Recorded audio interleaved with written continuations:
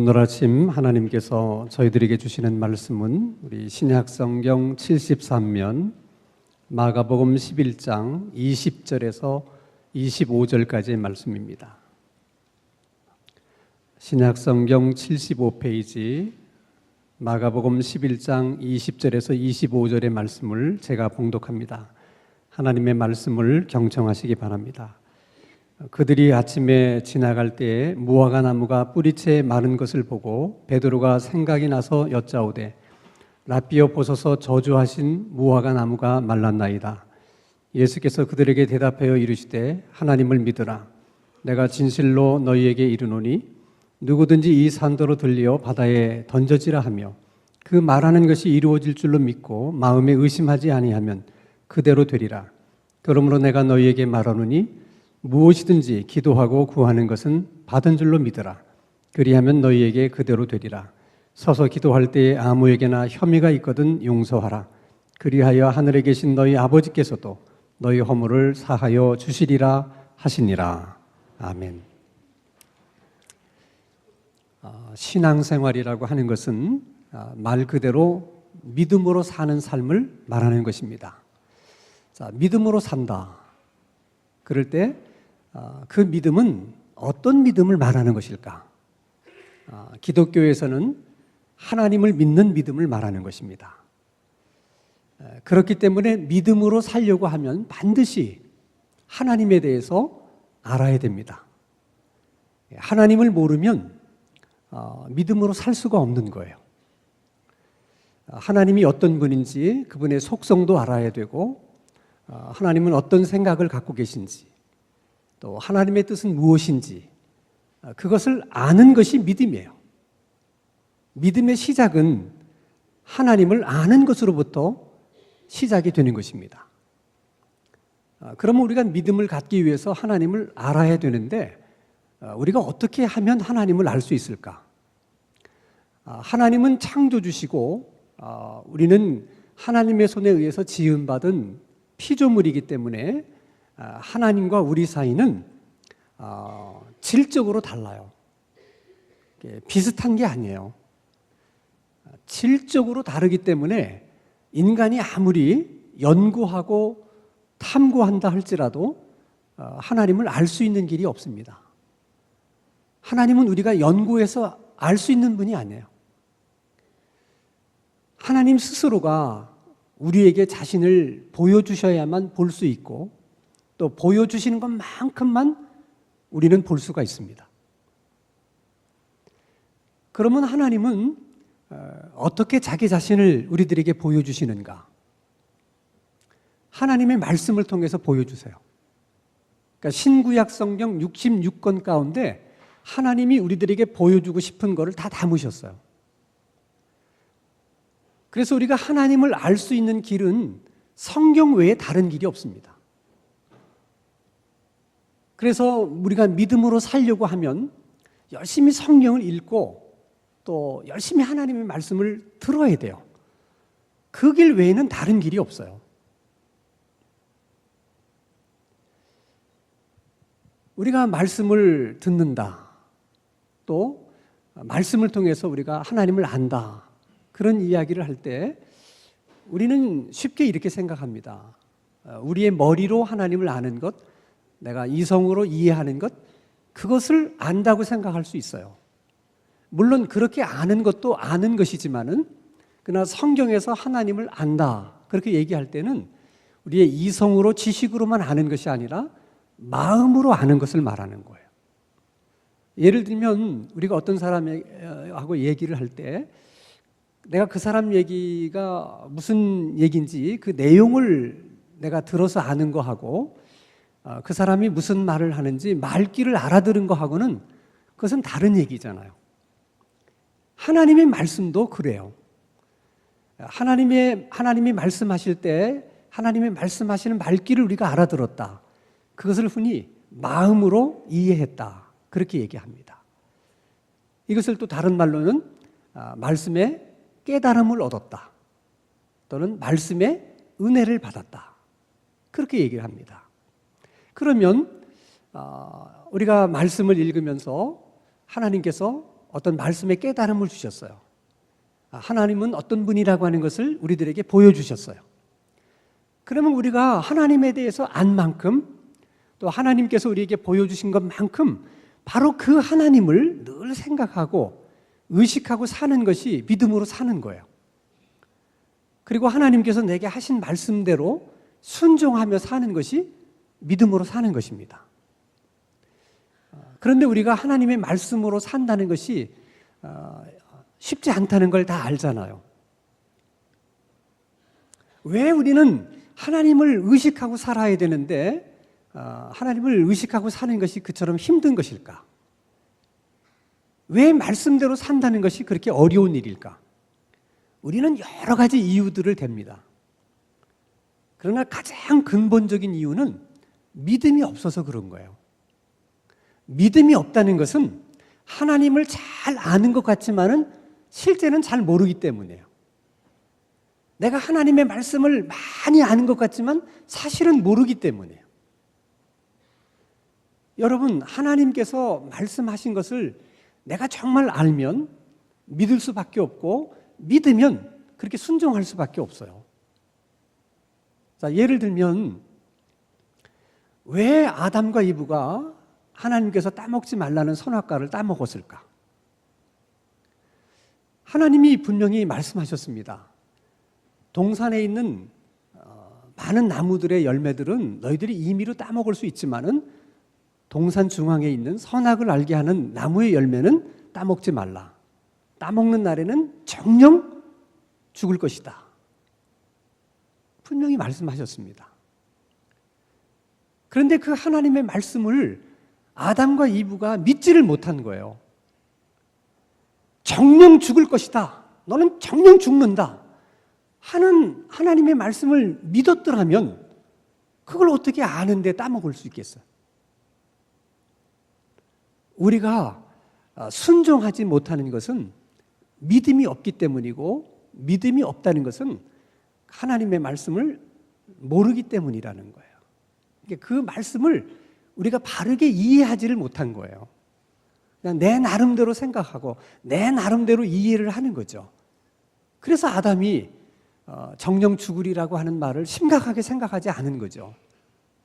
그래서 따먹게 된 것입니다. 우리는 이렇게 믿음 때문에 우리가 하나님을 의식하지 못하고 살고 또 하나님의 말씀에 순종하지 못하면서 살면서도 우리는 그렇게 생각하지 않고 자꾸 다르게 생각하려고 해요.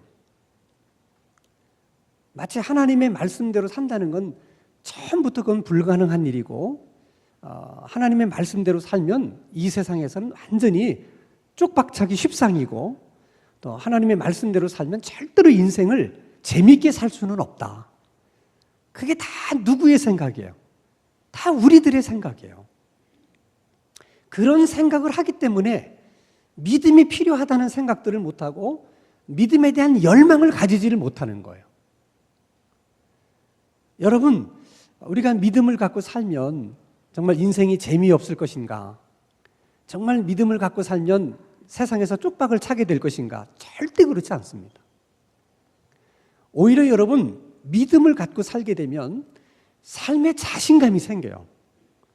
그래서 인생을 누구 얘기를 들으면서 흔들리면서 사는 것이 아니라 주도적으로 인생을 살아가게 됩니다. 뿐만 아니라 내가 신앙을 갖기 전에 전혀 내가 알지 못했던 그런 세상을 보게 돼요.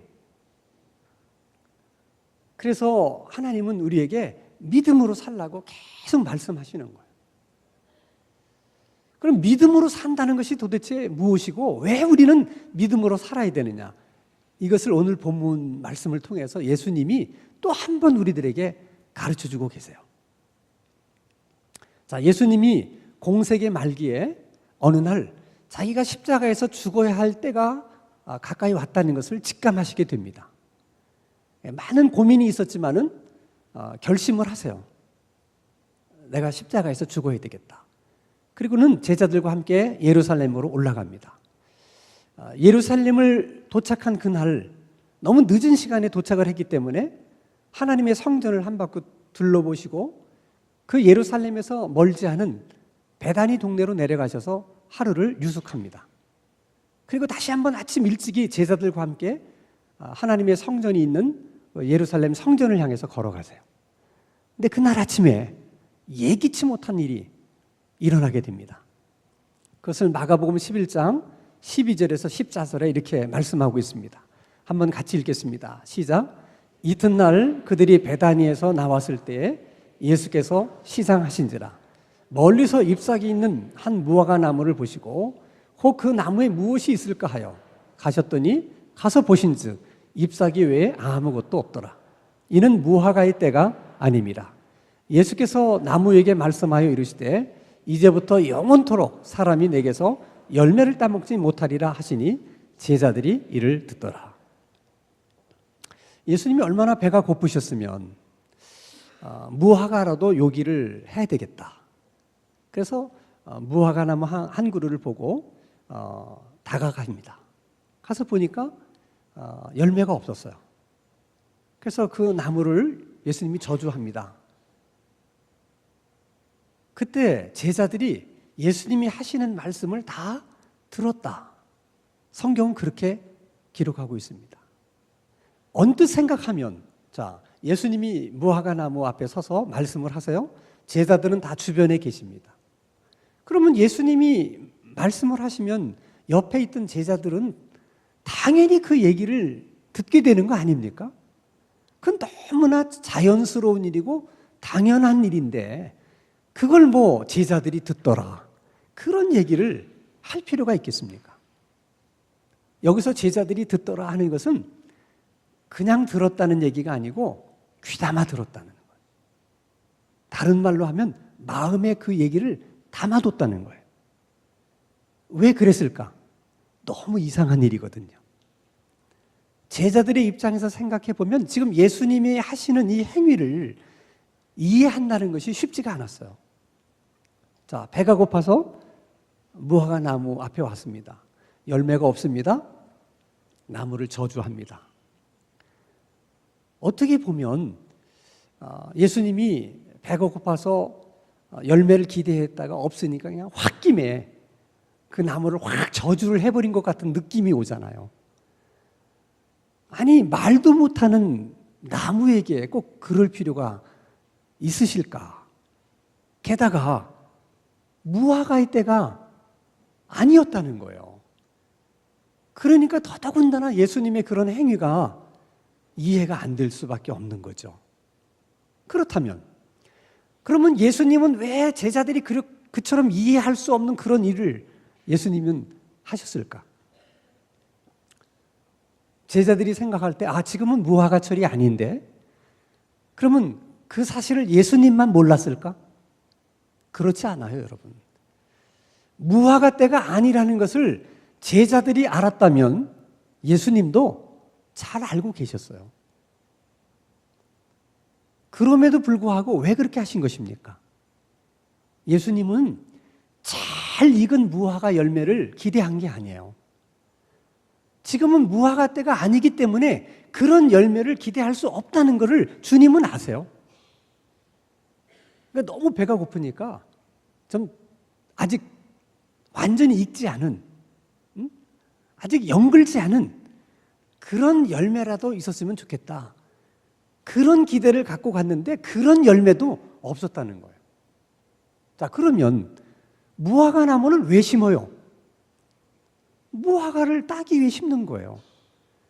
근데 열매는 하나도 없고 잎사귀만 무성하다면 그런 무화과 나무가 왜 필요한 겁니까? 나무 잎사귀를 보려고 무화과 나무를 심은 거예요? 그거 아니잖아요. 그 나무를 보면서 예수님이 무슨 생각이 들었겠어요? 이스라엘 백성들을 생각하시는 거예요.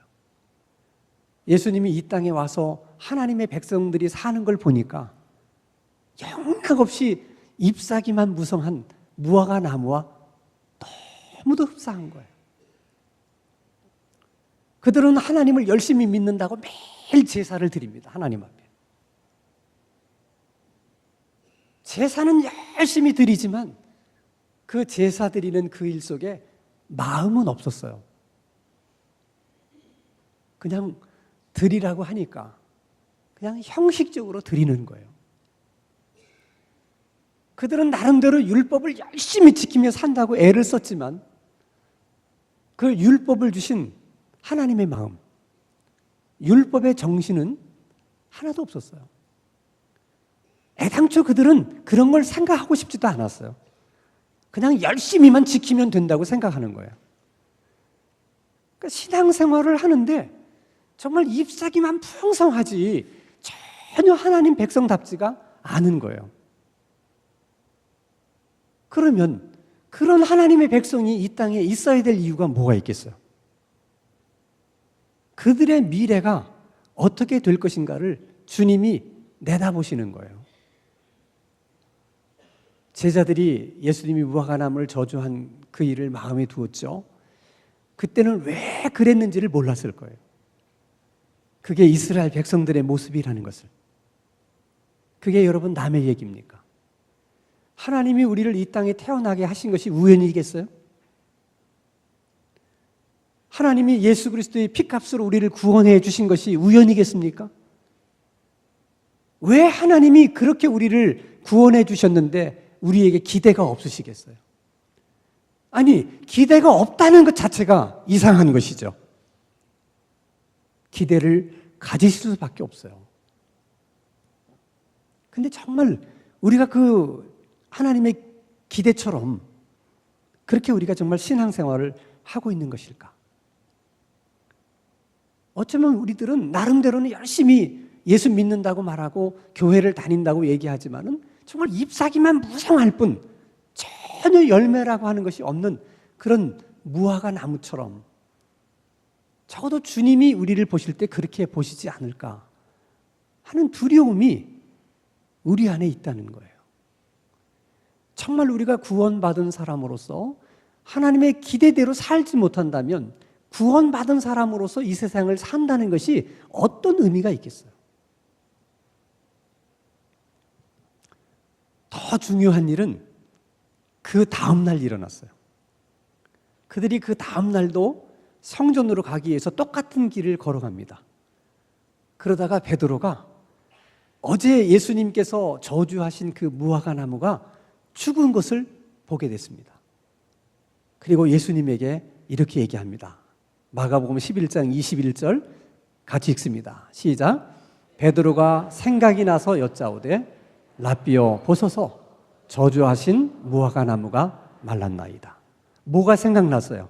어제 예수님이 무화과 나무에게 하신 말씀이 생각이 났어요.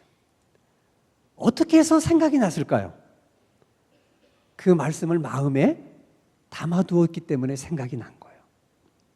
만약 그때 예수님이 하시는 말씀을 마음에 담아두지 않았더라면 그 무화과 나무가 죽은 것을 보았을 때도 생각나지 못했을 거예요. 그러면 그 죽은 무화과 나무가 눈에 보였을까요? 안 보입니다. 100번을 봐도 안 보입니다. 그러면 그냥 지나갔을 거예요. 근데 주님이 하신 말씀을 마음에 두었기 때문에 그 나무를 보는 순간 생각이 난 거예요. 그래서 그냥 지나칠 수가 없었던 거죠. 그래서 예수님에게 얘기를 하게 된 것입니다. 그러니까 여러분, 말씀을 듣는다고 해서 다 듣는 게 아니에요. 그것을 여러분의 마음속에 담아두셔야 돼. 그래서 시편 기자는 내가 주님께 범죄하지 아니하려고 주의 말씀을 내 마음 가운데 두었나이다. 그렇게 고백을 해요. 말씀을 마음속에 담아두고 있으면 내가 죄를 지을 수밖에 없는 죄의 유혹을 받을 때 하나님이 내 마음속에 담아둔 말씀을 생각나게 하셔서 정신이 번쩍 들게 하셔서 죄를 짓지 않도록 막아주신다는 거예요. 그럼 우리가 어떻게 하면 하나님의 말씀을 마음속에 담아두고 살 수 있을까? 여러분이 깨달은 말씀, 여러분 은혜 받은 말씀, 그걸 통째로 외우세요. 암송하는 방법이 제일 좋은 거예요. 암송하시고 암송한 말씀을 가끔씩 꺼내서 자꾸 입으로 읊조리세요. 그러면 그 말씀을 우리 마음속에 담아둘 수 있는 거예요. 그래서 제가 특별히 우리 교회 학교 뭐 아동부나 중고등 교육팀이나 청년부에게 말씀을 암송하라고 다 얘기를 하는 거예요. 그래서 우리 교회 유치부부터 들어와서 청년부까지 교회를 다니면 적어도 48개 성경 구절을 마음속에 담을 수 있도록. 굉장한 겁니다, 여러분. 48구절이 마음속에 담겨져 있으면요, 그게 엄청난 위력을 발휘해요. 특별히 오늘 중고등 교육팀이 예배에 참석을 하셨는데 여러분 젊은 날에 하나님의 말씀을 많이 마음속에 담아두세요.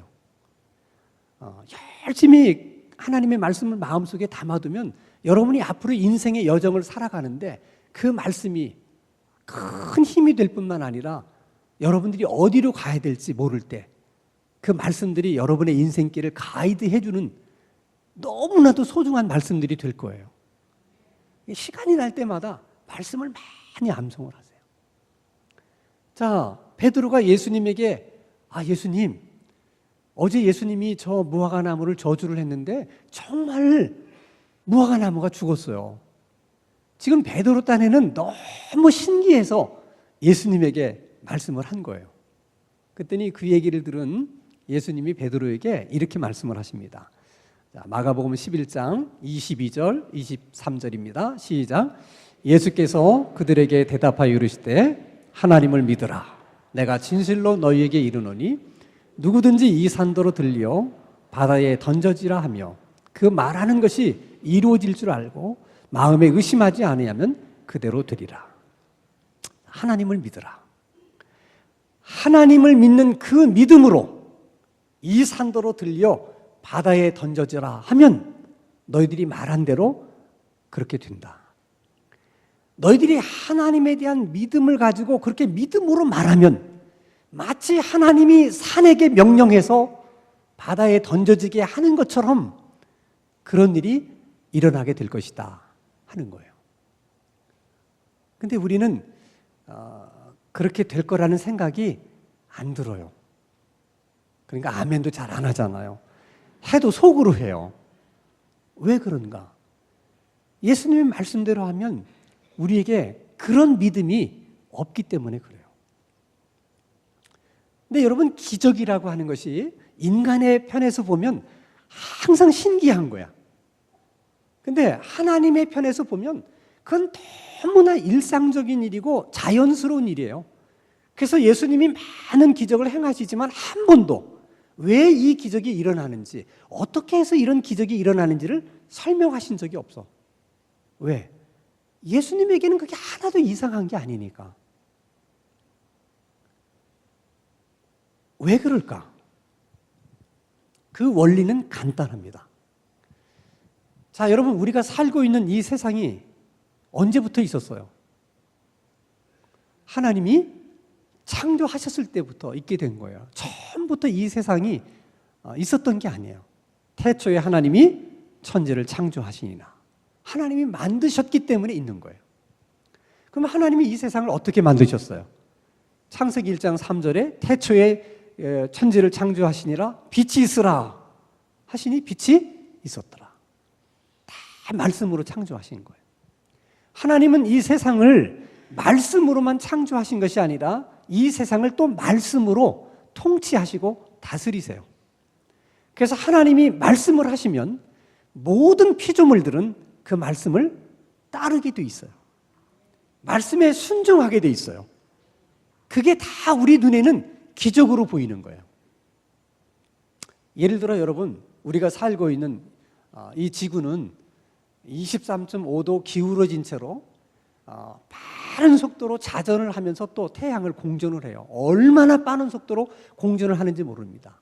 왜 그러느냐? 지구가. 하나님이 지구에게 그렇게 명하셨기 때문에 그러는 거예요.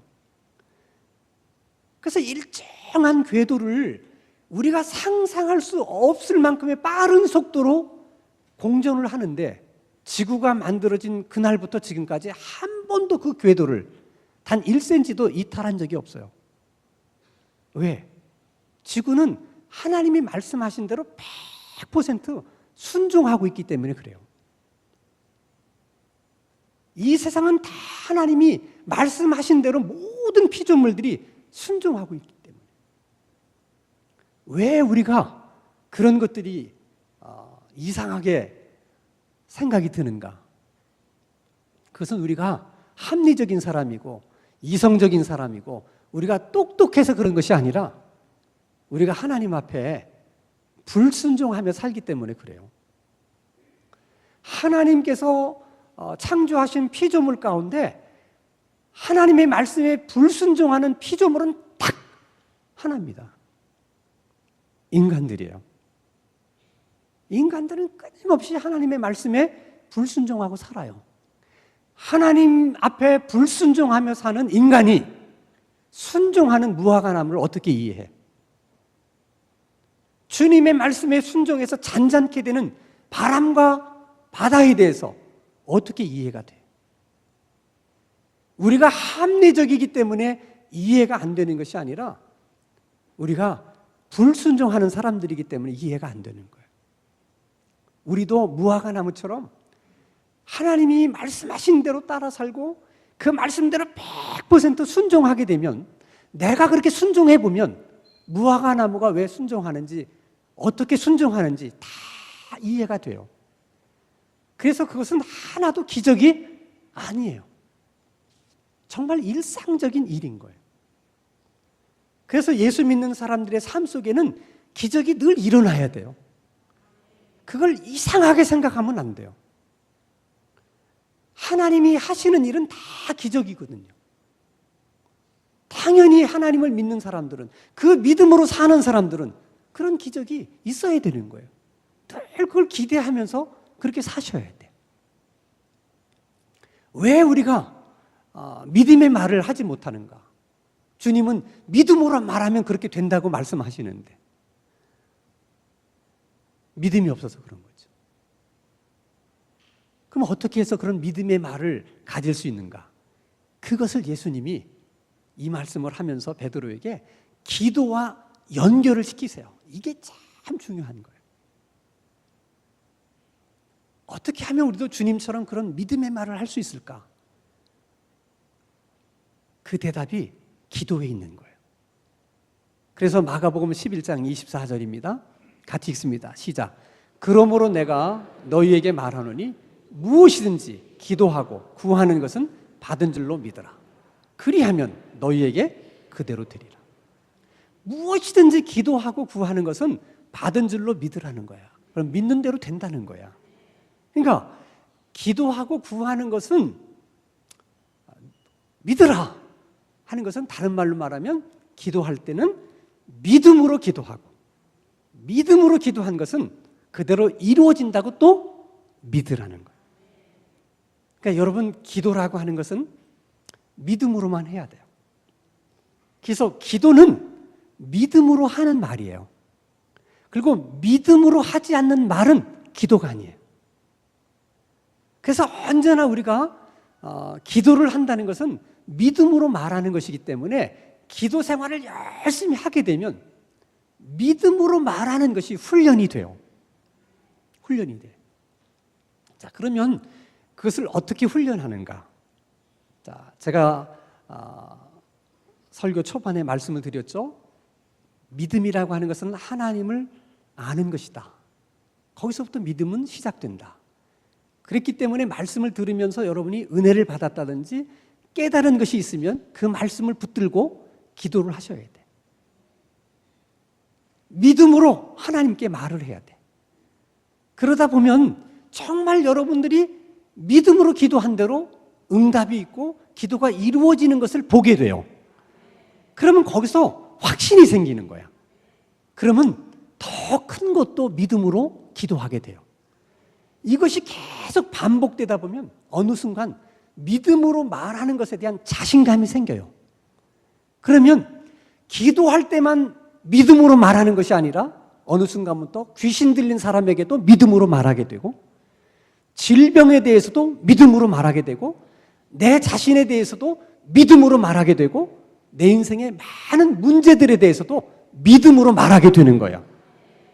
근데 정말 믿음으로 말을 하면 예수님의 말씀처럼 그대로 되는 거라. 얼마나 믿음의 말이 중요한가? 마가복음 9장에 보면 귀신 들린 아들 때문에 고민하는 아버지가 어느 날 예수님의 소문을 듣고 그 아들을 데리고 예수님에게 와요. 근데 마침 예수님이 변화산상에 기도하러 올라가셔서 예수님이 없었어요. 제자들에게 부탁을 해요. 좀 제자들이 고쳐주질 못합니다. 그때 예수님이 내려오셨어요. 너무나 간절했던 아버지가 그 예수님에게 이렇게 말합니다. 선생님, 할 수만 있다면, 뭔가 하실 수 있는 것이 있다면 우리를 불쌍히 여기셔서 우리를 도와주십시오. 그때 대뜸 예수님이 야단칩니다. 할 수 있거든이 무슨 말이냐? 믿는 자에게는 능치 못함이 없느니라. 그랬더니 그 아버지가 확 말을 바꿉니다. 내가 믿습니다. 나의 믿음 없는 것을 도와주십시오. 아버지가 말을 확 바꾸니까 그 아들의 문제가 해결이 돼요. 여러분, 아버지가 말 한마디 바꾸는 것이 아들의 인생을 바꿔놓는 거예요. 그건 여러분, 성경의 얘기만이 아니에요. 오늘날도 여러분, 아버지들이 말만 바꾸면, 아버지들이 믿음의 말을 할 수 있으면 여러분 아들의 인생에 딸의 인생이 다 달라질 수 있습니다. 바라기는 우리 신당 중앙교회 아버지들은 다 말을 바꿀 수 있기를 바랍니다. 믿음의 말로 바꿀 수 있기를 바랍니다. 그러려면 늘 하나님의 말씀의 은혜를 받을 때마다 그 말씀을 붙들고 기도하셔야 돼요. 믿음의 말을 하게 되면 다스리는 권세가 생기게 돼요. 그래서 우리의 삶도 다스리게 되고 우리의 문제도 다스리게 됩니다. 신앙생활은 그냥 교회를 다니고 오고 가는 게 아니에요. 이런 믿음의 말로 다스리는 권세를 가지고 그렇게 살아가는 것이 그것이 신앙생활이에요. 바라기는 오늘 아침에 하나님께서 우리 모두에게 은혜를 주셔서 우리에게도 그런 말의 권세가 있고 그리고 믿음의 말을 하고 살 수 있는 그런 신앙생활이 다 될 수 있기를 주님의 이름으로 축원합니다. 거룩하신 하나님 아버지, 열심히 있는 기도 생활을 통해서 믿음의 말을 배우게 하시고 믿음의 말을 할 줄 아는 그런 신앙인들이 될 수 있도록 은혜를 베풀어 주시옵소서. 말의 권세가 있게 해주시고 또 그 권세를 누리며 경험하며 살아가는 저희들의 복된 신앙생활 다 되게 하여 주시옵소서. 예수님의 이름으로 기도하옵나이다. 아멘.